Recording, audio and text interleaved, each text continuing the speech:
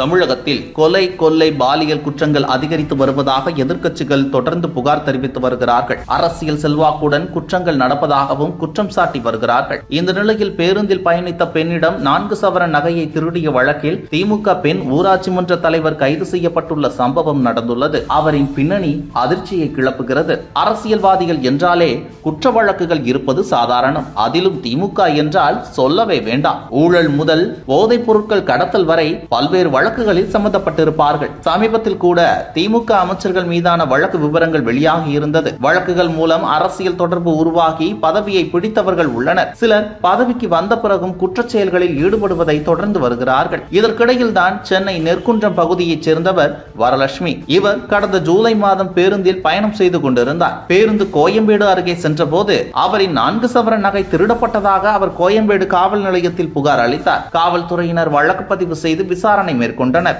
இதனைத் தொடர்ந்து கோயம்பேடு போலீசார் விசாரித்து சிசிடிவிகளை ஆய்வு செய்தனர். இதில் திருப்பத்தூர் மாவட்டம் நரியம்பட்டு ஊராட்சி தலைவரான திமுகவை சேர்ந்த பாரதி என்பவரை கைது செய்தனர். பாரதி மீது வேலூர், ஆம்பூர் காவல் நிலையங்களில் 10க்கும் மேற்பட்ட குற்ற வழக்குகள் உள்ளன.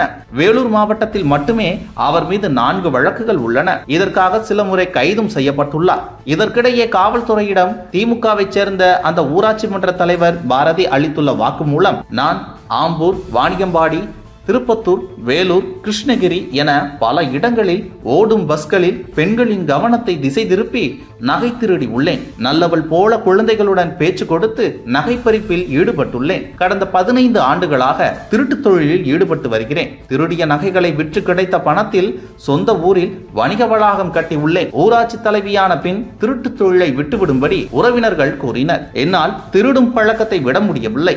பணம், புகழ், வசதிகள் வந்த பின்னரும் திருடும் போது கிடைக்கும் மகிழ்ச்சிக்காக இந்த தொழிலில் ஈடுபட்டு வருகிறேன். இனி திருடவே கூடாது என ஒவ்வொரு நாளும் சபதம் எடுப்பேன்.